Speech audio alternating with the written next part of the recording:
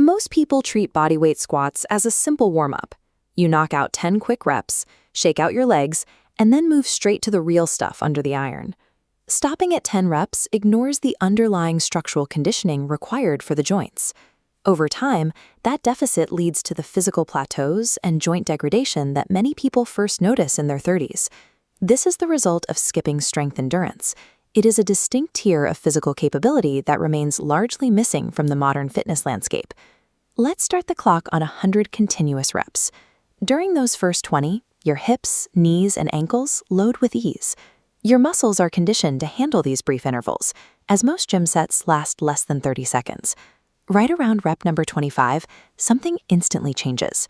The deep muscle burn sets in, your breathing spikes, and your brain starts sending out signals asking if you've suddenly started a sprint. Adaptation begins where the comfort ends. The process of building lower body resilience only triggers once you enter this state of physiological panic.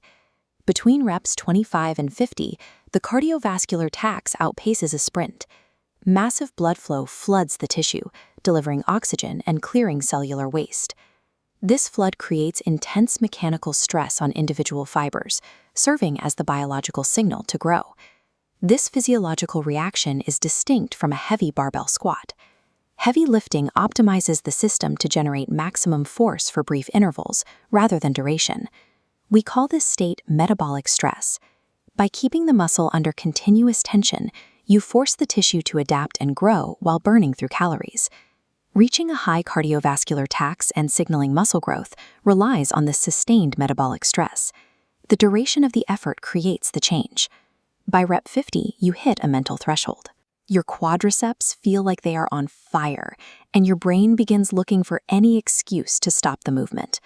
The focus shifts to the structures beneath the muscle. This diagram highlights the connective tissues holding the joint together: tendons, ligaments, and cartilage. These tissues have poor natural blood supply. They require repetitive, high-volume pumping to absorb nutrients and strengthen. Ancient Chinese practices recognized this need thousands of years ago. Low-intensity, high-frequency movements like Tai Chi were designed to load these tissues for lifelong mobility. Legendary Indian wrestlers also applied this science. They built elite, conditioned physiques by performing thousands of high-rep Hindu squats without the use of barbells. This stamina is the foundation of real-world practicality. Carrying a 40-pound child for miles down a trail is neither a deadlift nor a sprint. It is an exercise in medium-load duration. Modern fitness culture largely discarded this joint conditioning in favor of quick, heavy sets, leaving a gap in how we maintain our structural health. Crossing rep 80 places the body in an agonizing state. You've been under continuous muscular tension for over 4 minutes with 0 breaks, no hydration. At rep 85, a biological anomaly occurs. Despite every repetition becoming harder than the last, the body refuses to fail and continues executing the movement.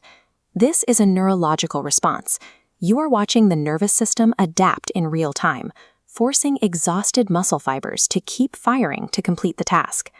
The psychological weight of the stretch from 90 to 100 is heavy. A 10-rep count that served as an easy warm-up minutes ago now feels like climbing a mountain. Completing rep 100 results in a total systemic effect. You have just finished a cardiovascular, muscular, and neurological workout through one unbroken, equipment-free movement. Developing lower body resilience doesn't require a gym membership or a complex program. It requires the decision to endure 100 reps 3 times a week for 30 days.